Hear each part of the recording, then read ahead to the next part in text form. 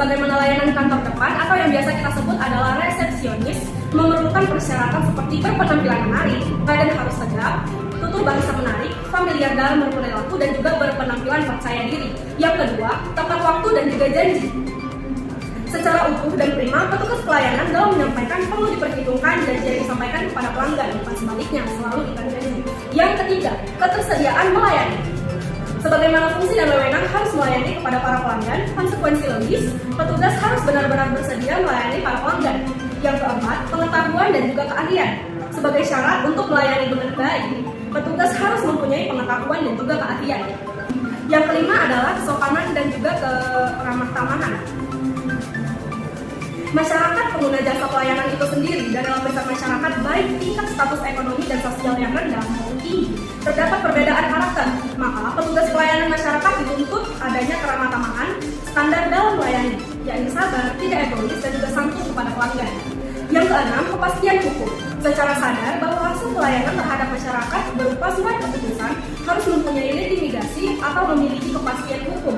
Jelas setiap hasil yang tidak memiliki kepastian hukum jelas akan mempengaruhi sikap masyarakat. Yang ketujuh, keterbukaan. Secara pasti bahwa setiap urusan atau kegiatan memerlukan izin, maka ketentuan perlu ditegakkan. Keterbukaan itu akan mempengaruhi unsur-unsur kesederhanaan serta kejelasan informasi kepada masyarakat. Yang kedelapan, efisien. Di setiap pelayanan dalam berbagai urusan, tuntutan masyarakat adalah efisiensi dan keefektivitas dari berbagai aspek sumber daya sehingga menghasilkan biaya yang murah, waktu yang singkat dan tepat serta kualitas yang tinggi. Yang kesembilan, biaya. Pemantapan pengurusan dalam pelayanan diperlukan kewajaran dan penentuan biaya. Pembiayaan harus disesuaikan dengan daya beli masyarakat dan pengeluaran biaya harus transparan sesuai dengan ketentuan peraturan undang-undang. Yang ke-10, tidak rasial, yakni pengurusan pelayanan dilarang membeda-bedakan kekuasaan, agama, aliran, dan politik. Dengan demikian, segala urusan harus memenuhi jangkauan yang luas dan juga merata.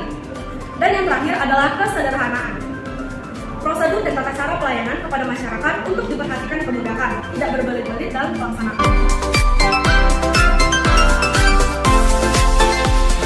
Baiklah, di sini saya akan menjelaskan tentang fase-fase dalam pelayanan pelanggan. Sebelum itu, saya akan menjelaskan apa itu Customer Journey Map. Nah, seperti yang kita tahu, bahwa Customer Journey Map ini adalah sebuah gambaran bagaimana langkah-langkah pelanggan dari mereka mengetahui produk kita sampai mereka melakukan transaksi dan memiliki pengalaman ketika memakai produk kita.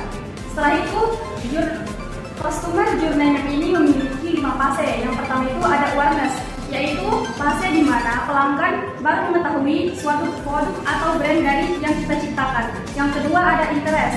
Di sini pelanggan mulai ingin mencari tahu lebih detail apa yang kita jual, apakah cocok dengan mereka atau tidak. Yang ketiga ada decision.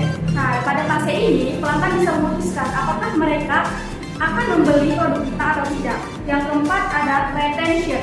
Setelah pelanggan membeli, jika mereka memang merasakan cocok, mereka akan melakukan transaksi lagi kepada kita. Dan yang kelima ada advocacy. Ini termasuk kepada branding kita sendiri juga, karena jika kita menjaga kualitas dari brand kita, maka akan sangat banyak pelanggan yang loyal yang akan datang. Nah, dalam fase pelayanan pelanggan juga memiliki 3 fase. Yang pertama ada fase pra-transaksi, fase waktu transaksi, dan yang ketiga adalah fase setelah transaksi. Oke, selanjutnya di sini saya akan menjelaskan materi tentang mempertahankan pelanggan. Nah, sebelumnya kita harus tahu dulu nih, apa sih alasan pelanggan bisa berpindah atau berpaling ke perusahaan lain. Jadi alasan itu dibagi menjadi 3. Yang pertama ada keterpalingan nilai. Maksudnya, para pelanggan akan berpaling ketika mereka menerima nilai yang kurang baik seperti produk yang jelek, pelayanan yang buruk, dan lain-lain. Lanjut, yang kedua ada keterpalingan sistem. Istilah sistem di sini ialah proses atau kebiasaan yang digunakan untuk mengatakan produk atau jasa untuk pelanggan. Jika perusahaan tidak melakukan sistem ini dengan baik, maka pelanggan akan berpaling ke pesaing atau perusahaan lain. Lanjut, yang ketiga ada keberpalingan orang-orang.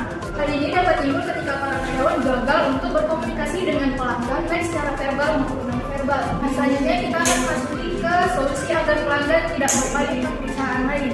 Yang pertama ada pancinglah untuk mendapatkan umpan balik negatif. Karena pelanggan yang komplain bisa saja menjadi teman yang paling baik, karena komplain mereka bisa membuat kita introspeksi diri untuk memperbaiki saran ditambah pada produk karena nilai merupakan kualitas dari suatu produk. Misalnya produk kita bisa lebih tahan lama, lebih murah, lebih berkualitas yang dipikirkan pelanggan, maka mereka akan merasa sangat senang. Yang ketiga ada berikan pelayanan cepat dan prioritaskan kenyamanan pelanggan. Contohnya seperti layanan dengan cepat, tawarkan pengiriman produk, tawarkan penanganan transaksi yang lebih efisien, dan lain-lain. Lanjut yang keempat ada tetaplah membangun hubungan dengan pelanggan. Membangun hubungan dengan pelanggan merupakan strategi yang sangat jitu untuk tetap loyal kepada setiap pelanggan kita. Nah, sekarang kita lanjut ke cara mempertahankan pelanggan menggunakan istilah ikatan pelanggan atau customer bonding. Yang pertama ada awareness bonding atau pengikatan kesadaran. Yang kedua ada identitas bonding atau pengikatan identitas. Yang ketiga ada relationship bonding atau pengikatan hubungan. Yang keempat ada community bonding atau pengikatan komunitas. Yang keempat ada advocacy bonding atau pengikatan referensi.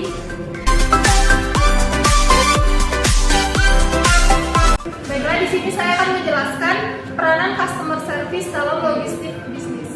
Peranan customer service dalam logistik bisnis yaitu meningkatkan kinerja logistik dengan membuat proses yang lebih transparan dan juga menambahkan nilai lebih pada pengalaman konsumen. Hal ini dapat mengurangi kemungkinan timbulnya masalah dalam pengalaman konsumen, terutama ketika konsumen mengalami hambatan tidak terduga. Adapun alasan lain mengapa customer service memiliki peranan penting bagi logistik bisnis dan juga perusahaan, yaitu satu, customer service mewujudkan transparansi. Yang kedua, konsumen menginginkan respon yang cepat. Dan yang ketiga, konsumen menginginkan informasi yang jelas.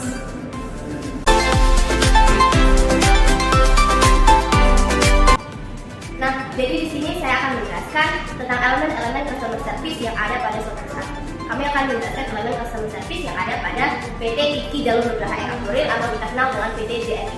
Nah, pada tahap yang pertama, pada tahapan fase pra-transaksi, JNE menyediakan kontak layanan yang mudah diakses seperti Instagram, Facebook, website, dan kontak person JNE. Yang kedua, menyediakan ruang layanan pelanggan untuk mendapatkan informasi. Yang ketiga, menetapkan standar komunikasi baik itu melalui SMS, telepon, maupun email. Contohnya, pada saat melakukan telepon pagi hari, selamat pagi, kami dari JNE pada bulan, ada yang bisa kami bantu. Nah, seperti itu. Nah, pada tahap yang kedua atau pada tahap transaksi, JNE memberikan tampilan bangunan yang standar dan memberikan keyakinan kepada pelanggan. Nah, maksudnya tampilan bangunan yang standar ini kantor JNE di setiap wilayah maupun cabang di Indonesia akan memiliki tampilan bangunan yang sama untuk menjadi ciri khas dari perusahaan tersebut. Yang kedua, memberikan kemudahan akses pelanggan menuju tempat transaksi. Yang ketiga, menyediakan tempat parkir. Yang keempat, memberikan kenyamanan pelanggan dalam mengantri seperti kursi, pengharum ruangan, suhu ruangan, hiburan, ataupun sekedar memberikan permen ataupun minuman. Nah, selanjutnya, pada saat melakukan transaksi, PT JNE juga melakukannya sesuai SOP yang ada pada PT tersebut, mempunyai standar pelayanan tersendiri yang sudah ditetapkan oleh perusahaan. Nah, setelah itu, PT JNE juga menyediakan pelayanan seperti bantu membungkus atau menyediakan membungkus baik itu gratis maupun berbayar. Nah, yang terakhir, PT JNE juga menyediakan payung JNE di mana akan membantu pelanggan, misalnya ketika setelah maupun sebelum ataupun setelah transaksi hujan turun, jadi itu akan membantu pelanggan dan memberikan kesan yang baik kepada pelanggan. Baik, di sini saya akan melanjutkan mengenai fase pasca transaksi. Ada 3 fase pasca transaksi yang akan saya jelaskan. Yang pertama, menetapkan SOP penyimpanan dan serah terima barang dengan baik. Jadi, PT JNE tersebut dia menetapkan dan menyimpankan SOP itu dengan baik dan melakukan serah terima barang kepada customer untuk barang yang sudah disimpan tersebut itu diserahkan kepada customer-nya dengan baik. Nah, yang kedua adalah menyediakan aplikasi dan website untuk melacak pengiriman barang. Jadi kita sebagai customer pastinya kita mendapatkan aplikasi dan website yang sudah disediakan oleh PT JNE ini agar kita mengetahui pengiriman barang sudah sampai di mana alamat tujuannya. Nah, yang ketiga adalah mengirimkan notifikasi serta bukti bahwa barang telah sampai ke tujuan.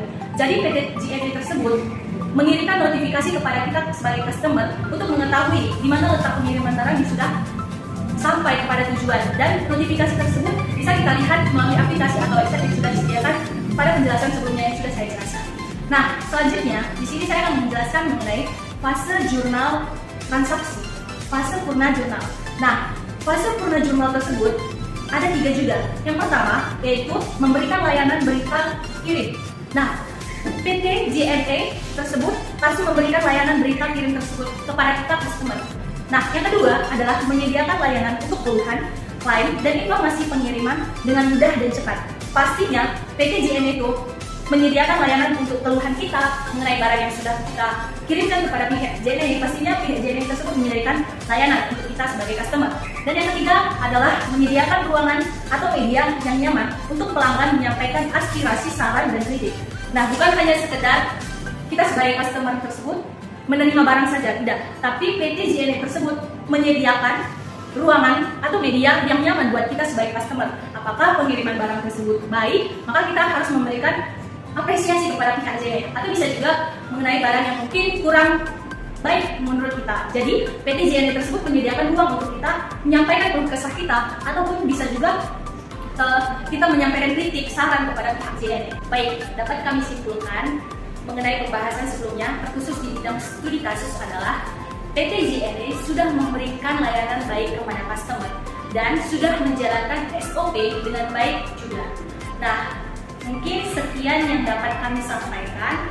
Sekiranya dapat diterima dengan baik, dan juga ketika ada salah kata atau kalimat, mohon dimaafkan karena tidak ada manusia yang sempurna di dunia ini. Terima kasih.